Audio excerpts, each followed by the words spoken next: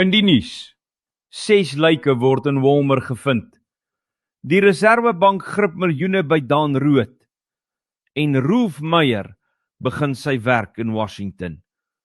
Goeiedag almal, welkom by Nuuspot. Dit is Vrydag 22 Mei 2026 en hier volg die nuus. 'n Uitgebreide ondersoek is van stapel gestuur nadat die lyke van 6 mans donderdag in die Walmer Township in Kebega aangetref is. Die slagoffers is op 4 verskillende tonele gevind en die polisie vermoed dat hulle almal vermoor is. Brigadiers Nobuntu Gantana, die polisiewoordvoerder, bevestig dat 3 van die mans met hulle hande vasgebind aangetref is, wat op 'n teregstelling dui. In ander nuus het die Reserwebank meer as 4 miljoen rand van die pro-Afrikaanse aksiegroep, waarvan Dan Rood die medestigter is, aan die staat verbeurd verklaar. Fundi Shasibana, die adjunkgouverneur van die Reserwebank, het in die Staatskoerant aangekondig dat verskeie bankrekeninge en meer as 121.000 Amerikaanse dollars verbeur word. Rood beskryf dit as 'n ernstige finansiële terugslag en sê hy beplan om regsadvies in te wen. Ons beweeg na die hofsaal waar WhatsApp boodskappe na vore gekom het in die saak teen Joe Ferrari Sibanyoni. Die verdediging voer aan dat hierdie boodskappe bewys dat Sibanyoni en die klaar 'n hegte verhouding gehad het en dat geen afpersing plaasgevind het nie. Advokaat Sean Abrams het aan die hof uitgewys dat die klaar die beskuldigde selfs by sy huis besoek het en dat hulle mekaar met byname aangespreek het.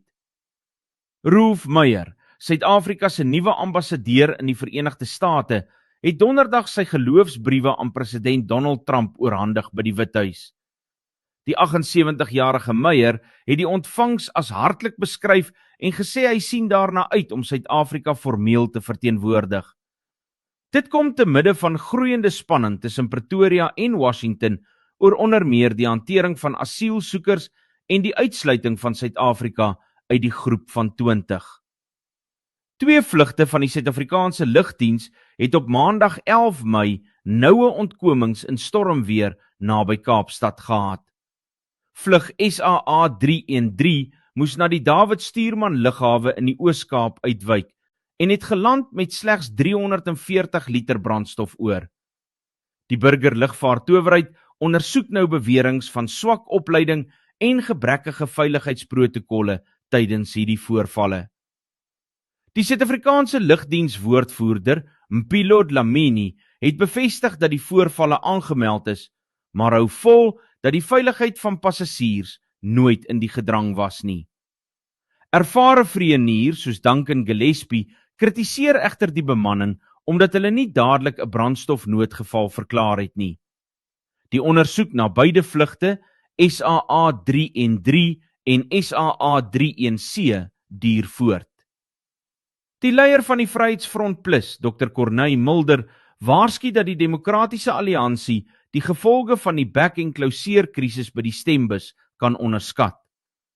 Tydens die onthulling van die party se eerste advertensiebord in Pretoria vir die munisipale verkiesing op 4 November, het Mulder gesê dat ontevredenheid oor die landbouministerie baie kiesers na die Vryheidsfront Plus dryf. Hy beklemtoon dat Pretoria vir sy party net so belangrik is as wat Kaapstad vir die Demokratiese Alliansie is.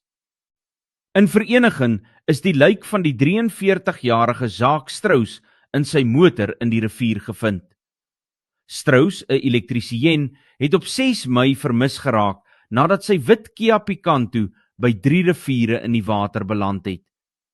Die polisie se duikeenheid het die voertuig na 'n week se soektog in die vroedwaters opgespoor.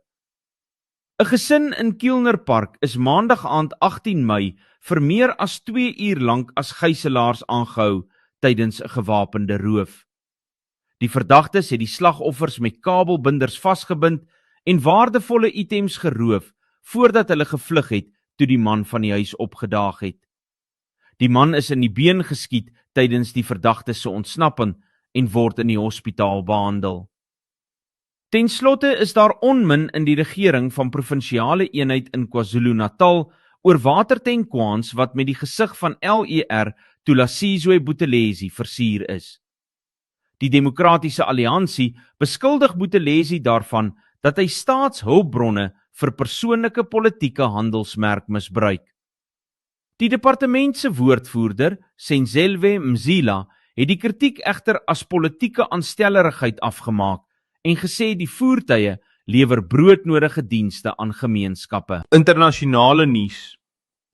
Die Amerikaanse minister van Buitelandse Sake, Marco Rubio, het Cuba donderdag gewaarsku dat die Verenigde State vasbeslote is om die land se kommunistiese stelsel te verander. Dit volg nadat die Verenigde State die land se voormalige president Raúl Castro aangekla het. Alhoewel die vliegdekskip die USS Nimitz die Karibiese gebied binnegevaar het, het president Donald Trump ontken dat die ontplooiing bedoel is om Cuba te intimideer.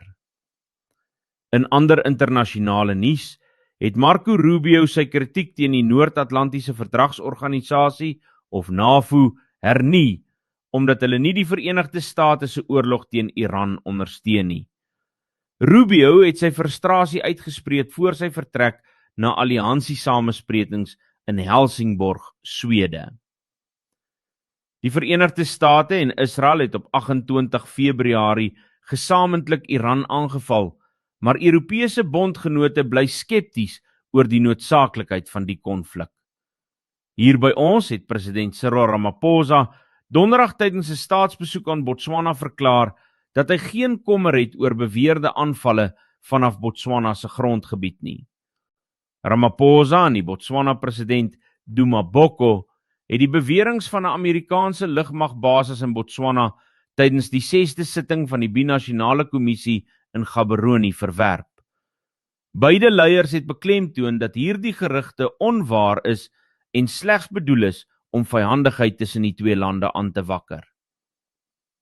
In die Midde-Ooste eis Italië, Ierland en Spanje dat die Europese Unie sanksies instel teen die Israeliese minister van Staatsveiligheid Itamar Ben-Gvir. Dit volg nadat hy op sosiale media 'n video geplaas het waarin aktiviste van 'n flotilje wat na die Gaza-strook probeer vaar het, hardhandig behandel is. Israel het intussen bevestig dat al die buitelandse aktiviste gedeporteer is met die hulp van Turkye. Tragedie het in die noordweste van Spanje getref toe 'n 2-jarige meisie in die provinsie A Coruña aan hitteuitputting gesterf het nadat sy in haar pa se motor vergeet is. Die voorval het Woensdag in Brion plaasgevind terwyl temperature in die gebied tot 38 grade Celsius gestyg het. Die stadsraad het 2 dae van rou afgekondig en 'n minuut van stilte vir die kind beplan. In Frankryk het die Appelhof in Parys, Air France en Airbus donderdag skuldig bevind aan strafbare manslag na die Rio-Parys vliegtuigongeluk van 1 Junie 2009. Die ongeluk waarin 228 mense gesterf het, word as die ergste lugramp in Frankryk se geskiedenis beskou. Die maatskappye is beveel om die maksimum boete van €225.000 elk te betaal, alhoewel Air France reeds aangedui het dat hulle na die hoogste hof sal appeleer. In die Amerikaanse deelstaat Michigan is 'n kleuter in Kalamazoo deur 'n polisieman gered nadat sy ma die kind tydens 'n huisbrand by 'n venster uitgegooi het. Lyfkamera-opnames wys hoe die polisieman die baba suksesvol opvang nadat hy die ma aangemoedig het om die venster uit te skop. Beide die ma en die kind is na 'n hospitaal geneem, maar het volgens die Departement van Openbare Veiligheid geen beserings opgedoen nie. Die Amerikaanse Departement van Justisie het die 94-jarige oud-president van Cuba, Raúl Castro, Woensdag aangekla in verband met die neerstorting van 2 burgerlike vliegtuie in 1996. Castro word onder meer aangekla van moord en sameswering om Amerikaners dood te maak. Die Cubaanse president Miguel Díaz-Canel het egter gereageer deur te sê dat die aanklagte geen regsgrondslag het nie en bloot dien as 'n verskoning vir militêre aggressie.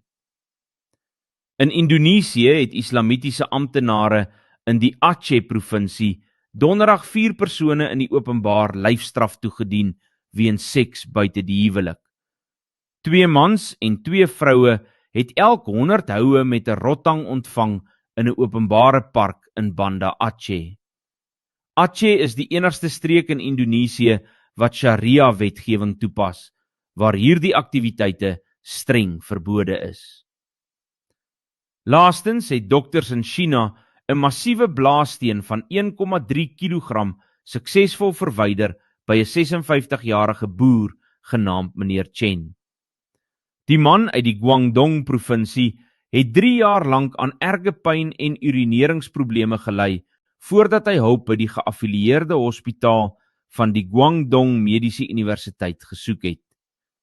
Die steen was 10 cm breed en 13 cm lank en die operasie was noodsaaklik om sy lewe te red.